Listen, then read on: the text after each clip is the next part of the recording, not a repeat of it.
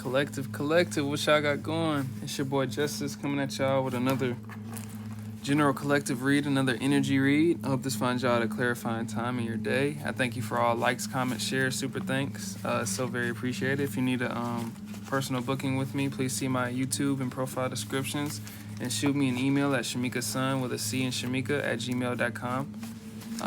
Without a further ado, let's go ahead and get started. Angels of the highest of white light, please bestow upon me. Ancestors, please bestow upon me. Protect me from any interruptions as I tap into the divine collective and what they need to hear at this time. Please bestow upon me divine guidance and messages that the collective needs to hear. Thank you, and Ashe. Good fortune is on its way for somebody.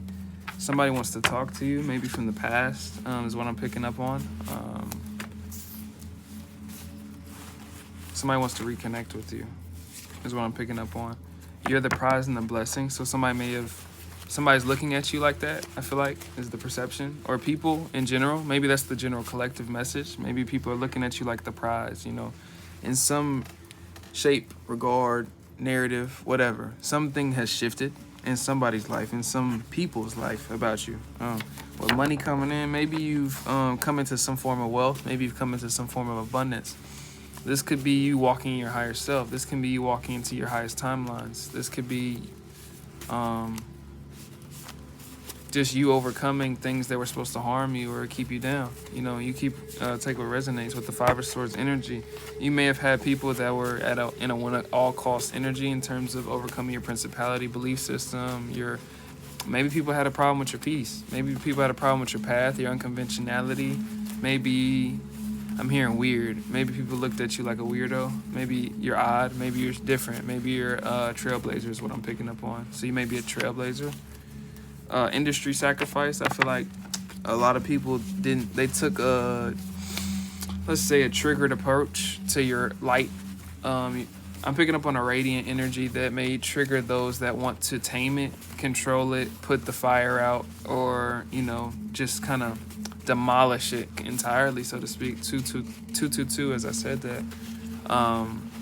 This usually comes from there's something within others that you may trigger as if they don't have it within themselves, or they may feel as if they don't. A short meal may be significant.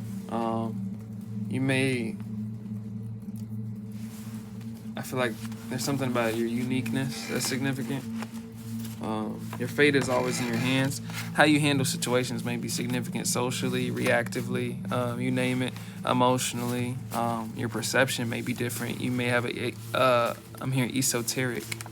You may have a either stoic view on life, or you may have just a different view on life that may have polarizing reactions in people. But there's a favor over your life that is seen and felt, or an anointing, so to speak.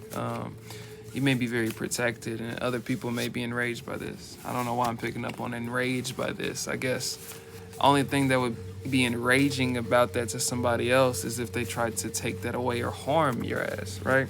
Take a resonates. With the Nine of Swords energy, I feel like whoever this energy is in a hopeless state of anxiety or panic, because I have to be on some type of point. You may have dealt with people that wanted to sabotage you, go against you, make you feel something that maybe they felt in regards to your energy, right? It's all usually a projection. It's not you, it's your approach to the situation. Exactly. It's usually, a lot of us project what we feel. A lot of us project what we want others to feel, And I'm not saying we do that. I'm saying that as humans, it's a natural tendency. When jealousy, spite, and all type of natural human emotions are put into play, right? We all have to handle them accordingly. That's just a channel message and a reminder for somebody to not shame and to give grace and forgiveness where you can, in certain situations where you can, it's significant, and where you can, right? Certain situations and with people. Others try to block God's plan for you, but they always get their karma. That's where it's you gotta just kind of give grace and forgive. I had to learn this as well, You just don't know the battles somebody else is going through in terms of the karma they gonna get, or are already getting in terms of fucking with you anyway. I learned that too. I didn't know that. I didn't know that was a thing. That's where a lot of witchery kind of perceptions people had of me or there's been allegations of me being like a witch, doing witchcraft on people. But people's karma just be that bad for fucking with somebody really genuine. That's significant for somebody. Maybe you're just very I was gonna say anointed. That's a general ass word, and I feel like it's a social hierarchy type of word, like a belittling word to others. That's not what I mean. I mean, like, y'all know what I mean. Well, you're on the right track, because I wasn't even supposed to explain myself on that. You're on the right track. I feel like there's a need, especially if you got turbulence from other people throwing energies on you. So if you make people feel a certain way, they're going to throw it back onto you.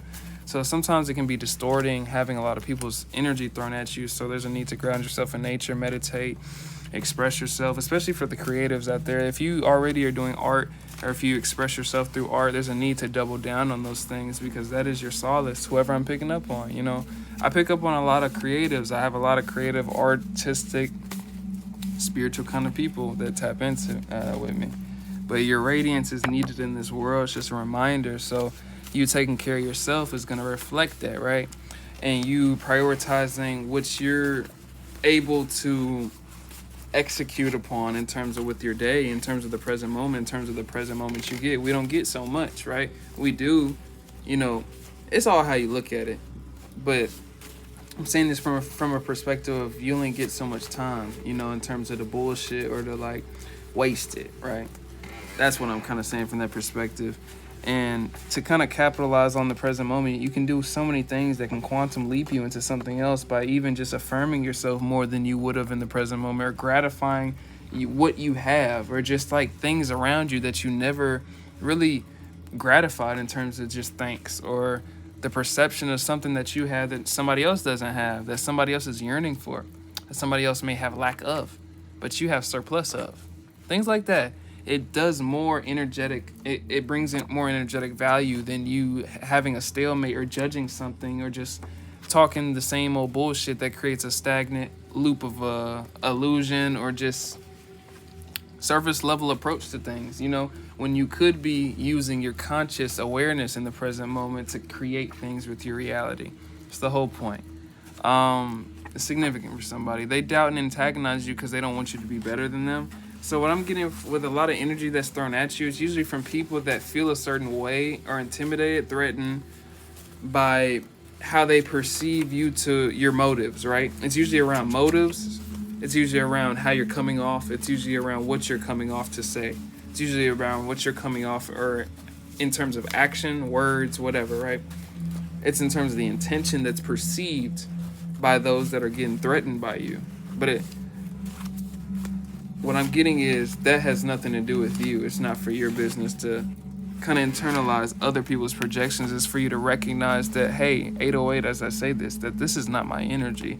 I need to return this back to the sender with love and grace. You don't got to do the tenfold. You ain't got to do it no harm. You ain't got to take it as like, this nigga want war with me. Betty and Becky may want war with you, but it don't, you're not finna go to war with them. That's significant for somebody.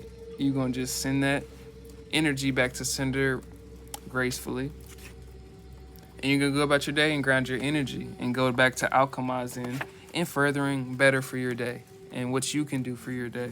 Significant for somebody, just a perceptual awareness of how to handle confrontation or wished confrontation that's only going to lead you nowhere but lower in terms of the ascension or energy, right? It's going to descend you.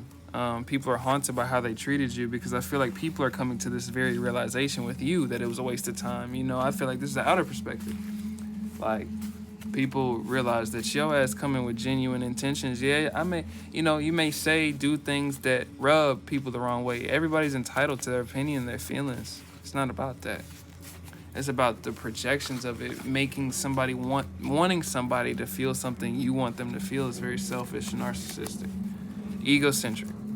We all have our points of that because we're all human, right? But it's a point of awareness and accepting the point of, I have this feeling and I was triggered like this by this person at this time. What does that say? What is that teaching me? You know, I've had too many scenarios in my life of getting triggered. Maybe it wasn't fair to me. Maybe it wasn't like this to me. Maybe it was some bullshit. Maybe it was unjust to me. Unjust. But I got to a point where I couldn't react to it without getting dinged and stamped because I'm fucking reacting to it and perpetuating more, right? It was a point I had to learn and sit with it. What is this trigger teaching me? Why is this making me feel insecure? Why is this quickening me to anger? Why is this rushing me to animosity? Why am I feeling spite? Why am I carrying out confrontation? Why am I confrontational? It's these type of questions that it's an everyday thing. We're still healing every day. It's not a finite thing. It's a reminder for somebody. Everybody's healing.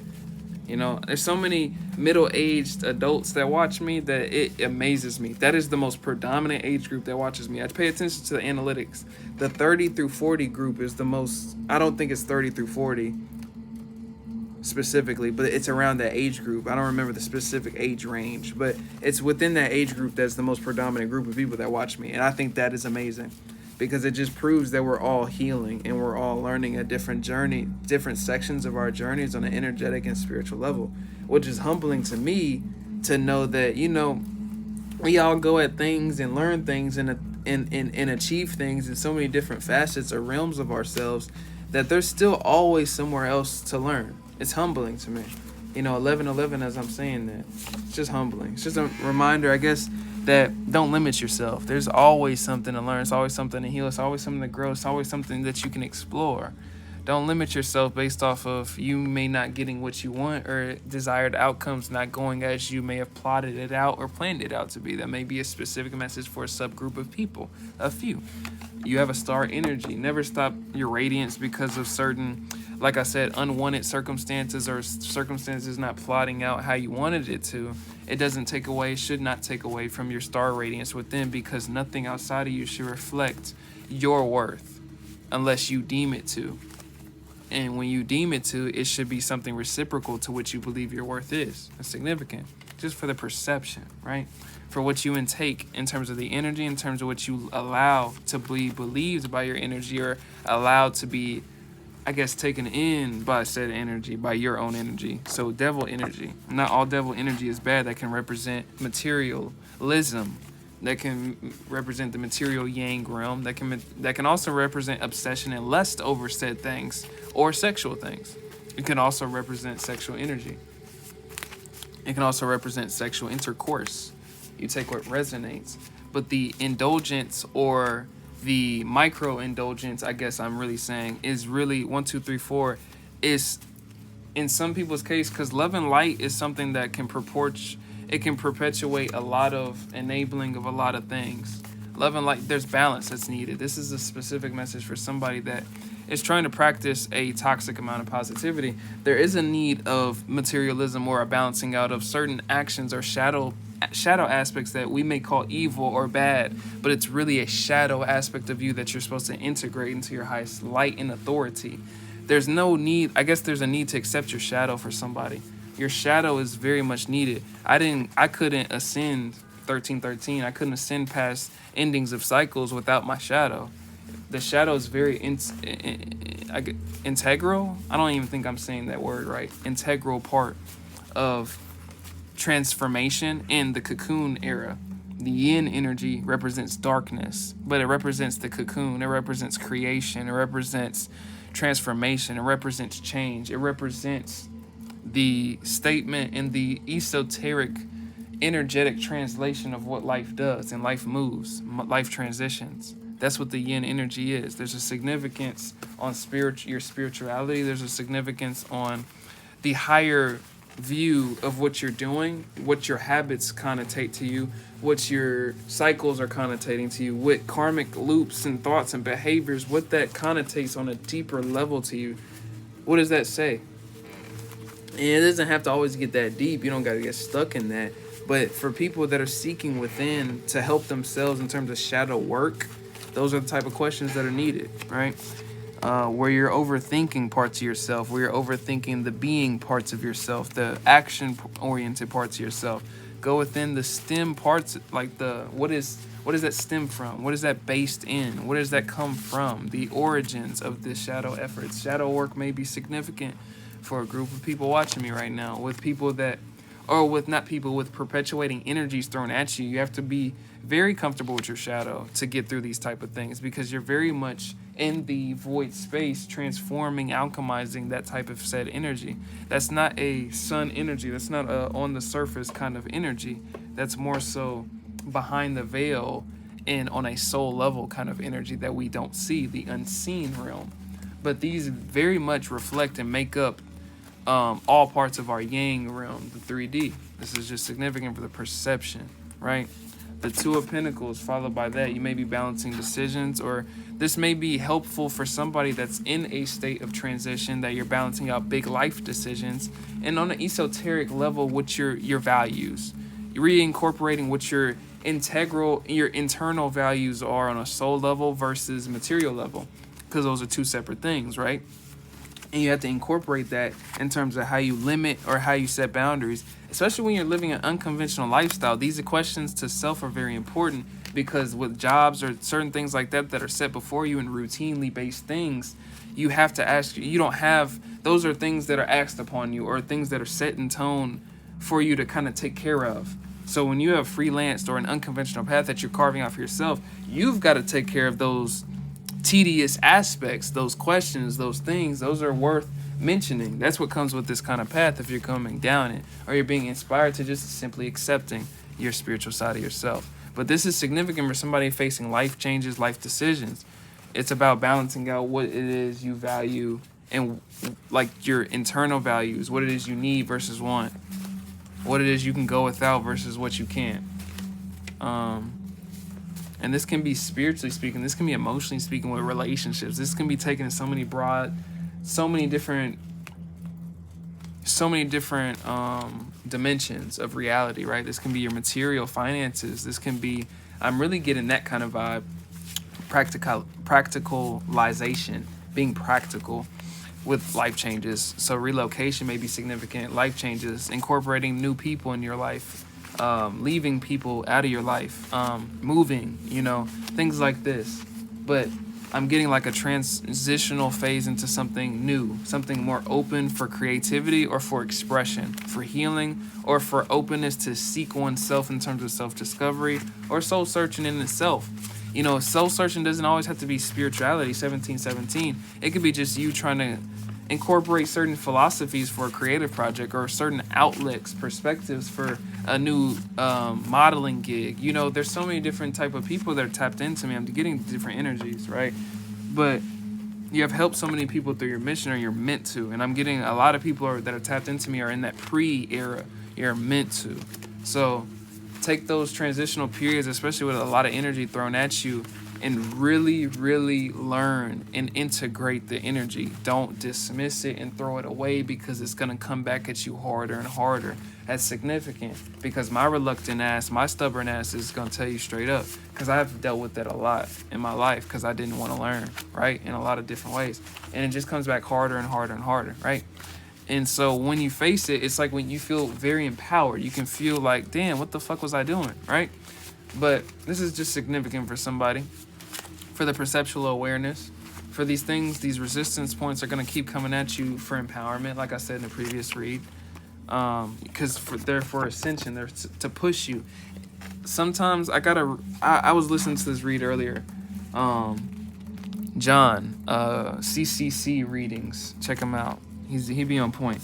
But he said when you're ascending, you got a lot of turbulence thrown at you. It can feel like it's destabilizing you, but that it's the perspective. That energy could also be viewed as that energy is being destabilized. That destabilizing energy is you're feeling it being left out of your body. Because if you're especially good with alchemy and you're already alchemizing energy autonomously, that's what I meant, automatically,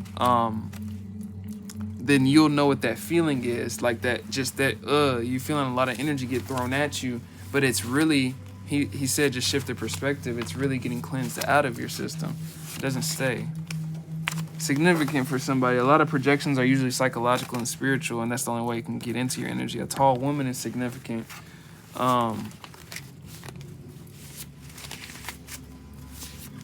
Nurturing your femininity may be significant, especially with spiritual attacks, psychological attacks. That is a feminine yin side of yourself that you need to be probably more empowered and stabilized in when you're getting energy thrown at you. It's a very self-empowering type of energy that you need to be in to stand amidst controversial energies, especially when you're polarizing. This is significant for artists, for speakers, true speakers, healers of any kind, or people that are just meant to divulge into a different path that is probably going to inspire others to do the same, right?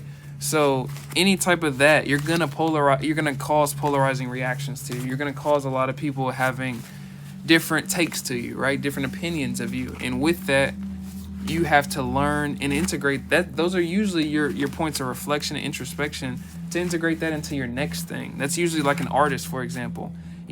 Usually those artists take what you throw at him from that last project, throw at her from the last project, and that usually inspires their storyline or what they're gonna do in continuance for the next project. Some people do series of project. If it works, they keep on doing it, like Future.